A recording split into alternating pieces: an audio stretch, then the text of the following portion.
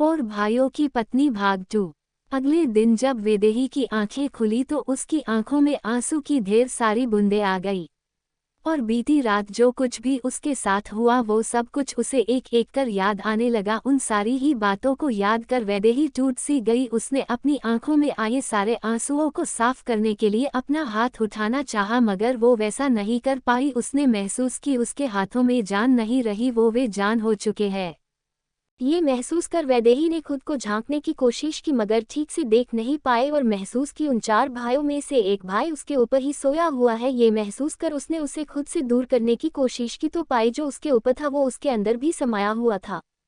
वैदेही ये महसूस कर डर से कांप उठी और उसे डर सताने लगा। अगर उसने जरा सा भी हिलने की कोशिश की तो कहीं जो उसके ऊपर है वो जागकर उसके साथ वही सब न करने लगे जो उसने बीती रात किया। उसके बेहोश हो जाने पर डर की वजह से वो वैसे ही रही, पर अब उसकी आंखों से आंसू बहने लगे। उसे अपने पूरे शरीर में तेज दर्द का एहसास हुआ और दर्द के कारण उसके आंसू भी तेज हो गए। उसके मुंह से रोने की आवाज निकलने लगी जिसने एक एक कर उन 4 रो की नींदों को खराब करने का काम किया।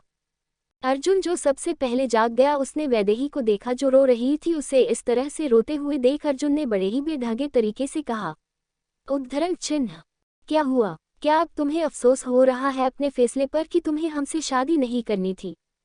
वैदेही ने आवाज सुन अर्जुन की तरफ देखी पर कुछ ना कहते हुए बस आंसू बहाती रही और रोते हुए सभी पतियों को जगा दी। शान जो उसके ऊपर उसके अंदर ही समाया हुआ था, उसने गुस्से में वैदेही पर भड़कते हुए कहा, सुबह सुबह यूं इस तरह से रोकर हमारा दिन मत खराब करो। तुम्हारा रोना सुनकर मुझे गुस्सा आ रहा है और अगर अब एक और आवाज निकली तो वापस से वही सब होगा जो बीती रात को हुआ था। उद्धरण चिन्ह। शान की बात सुनकर वैदेही डर से कांप उठी। उसने जल्दी से आपस में अपने होठों को सील लिया और आंसू भरी नजरों से ही सभी को देखने लगी। आदित्य ने वैदेही के नग्न बदन को देखते हुए कहा, तुम्हें तुम्हारा छूना पसंद नहीं था और अब देखो हम सब की मोहर किस कदर तुम पर लगी है। अब चाहो भी तो हमसे दूर नहीं जा पाओगी, ना ही हमें छोड़ पाओगी। कहते हुए ही वह जोर से हंस पड़ा। वैदेही उसकी बात सुनकर भी खामोश ही रही। उसने कुछ भी नहीं कहा और खामोशी से उन सभी को देखकर कहा, मुझे अब तैयार होना होगा, क्या मैं जा सकती हूँ? शौर्य ने उसकी इस बात को सुन अजीब सी टोन में कहा, किसके लिए तैयार होना है? जिसे तुम्हें सब दिखाना है वो पहले है सब देख और चक चुके हैं। शौर्य की इस बात को सुन वैदेही कुछ नहीं बोली और शान को खुद से दूर करना चाहिए ये देख शान ने आंखें छोटी कर गुस्से में वैदेही से कहा, क्या तुम मुझे खुद से दूर कर रही हो? वैदेही ने बचाव में कहा, मुझे बाथरूम जाना है और तैयार भी होना है, घर में कुछ मेहमान है, फिर मुझे हॉस्पिटल भी जाना होगा अपनी माँ को देखने के लिए। उद्धरण चिन्ह। अर्जुन, हो गया तुम्हारी माँ का ऑपरेशन और वो ठीक है, अब तो तुम्हें जाने की जरूरत नहीं है। आदित्य, अब से तुम्हारा रिश्ता बस इसी घर से है और तुम्हें अपने पुराने रिश्तों को तोड़ बस हमसे ही रिश्ता रखना है। और हाँ, खुद को तैयार कर लो क्योंकि जल्दी ही हमें हमारे घर का वारिस भी चाहिए, तुमसे कहते हुए वो बेड से उतरा। उद्धरण चिन्ह। वैदेही कुछ भी नहीं बोली और शान की तरफ इस उम्मीद से देखने लगी शायद वो उसके ऊपर से हट जाए, मगर उसकी सोच सी उलट। शान ने धीरे से उसके अंदर बाहर होना शुरू कर दिया जिससे वैदेही ने कसकर अपने होठों को बचा लिया और आंखों को बंद भी कर लिया। 1 घंटे बाद वैदेही बेड पर अकेली लाश की तरह पड़ी हुई थी। उसके सारे पति उसे छोड़कर जा चुके थे। किसी तरह से उसने अपने दर्द को संभाला और बेड से उतर गिरते पड़ते दर्द में कराहते बाथरूम में चली गई। नीचे बड़े से हॉल में चारों भाई के माँ बाप और गांव की कुछ औरतें वहां पर बैठी हुई थी। एक औरत ने मुंह बनाकर बोला, और कितना इंतजार करवाएगी आपकी बहू बड़ी ठकुराइन, अब तक तो उसे आ जाना चाहिए था। दूसरी औरत, हाँ बुलावा भेज दो, आज उसकी मुंह दिखाई की रस्म है, तो आ जाए, इस तरह सभी को इंतजार करवाना ठीक नहीं है। उन औरतों की बात सुन जेवरों से लदी ठकुराइन एक नौकरानी से बोली, जा और जाकर बोल उसे जल्दी आ जाए और आए तो सर पर घूंघट कर आए। उस नौकरानी ने सर हिलाया और जैसे ही ऊपर जाने को हुई तो वैदेही सर पर घूंघट किए धीरे धीरे चलकर आ रही थी। बहू रानी आ गई ठकुराइन, उस नौकरानी ने कहा।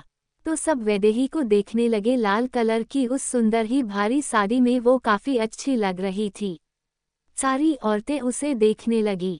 वैदेही नीचे आ सबसे पहले अपने ससुर के पांव झुककर पड़ती है तो वो उसके सर पर पुत्रवती भव का आशीर्वाद देते हैं। वैदेही अब अपनी सास के पैर छूती है तो वो भी उसे सदा सुहागन और पुत्रवती भव का आशीर्वाद देती हैं। तब उसकी सास उसे वही लगे सोफे पर बिठाती है। तो बड़े ठाकुर अपनी पत्नी से बोले, ठाकुराइन ये औरतें बाले काम तुम करो, मैं जरा काम से बाहर जा रहा हूँ। उद्धरण चिन्ह। ठाकुराइन, ठीक है ठाकुर जी, पर जल्दी आना, आज बहू की पहली रसोई भी होगी। ठाकुर, ठीक है हम आ जाएंगे, इतना बोल वो वहां से चले जाते हैं। क्वोट।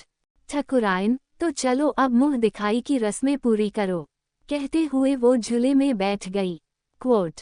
एक एक कर सारी औरतें आती गई और वैदेही का घूंघट हटा उसका चेहरा देखते हुए तारीफ करने लगी।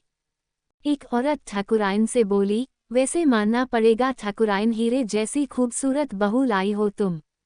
वैदेही पूरे गांव में सबसे खूबसूरत है और उसी खूबसूरती को तुम अपने घर लाए हो, पर ध्यान रखना कहीं तुम्हारे बेटे आपस में ही इसके लिए झगड़ने ना लगे।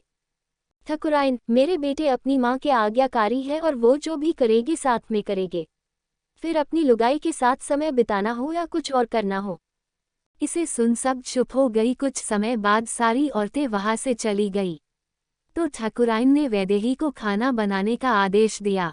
वैदेही चुपचाप सर हिला नौकरानी के साथ रसोई घर में चली गई। इधर सारे भाई जो अपने अपने कामों से गए थे, वो दोपहर तक लौट आए और वैदेही भी काफी कुछ बना चुकी थी।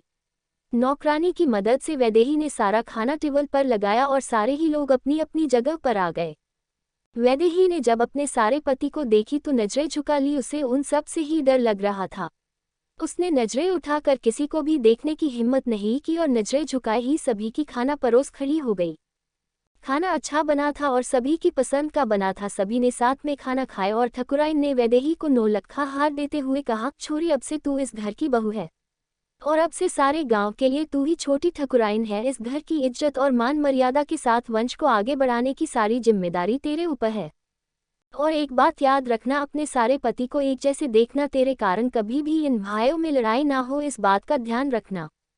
वैदेही ने बस सर हिला दिया और उस हार को लेने से मना की, पर ठाकुराइन उसे वो थमा दी और अपने बेटों की तरफ देखी।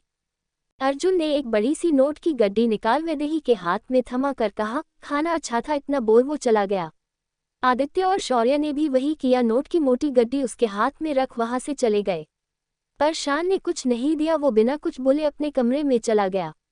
वैदेही हाथ में रखी गड्डी को देख बस हैरान सी रह गई। उसकी आंखों में आंसू झलक आए। तो क्या होगा अब, कहानी में आगे जानने के लिए जुड़े रहे मेरी कहानी के साथ।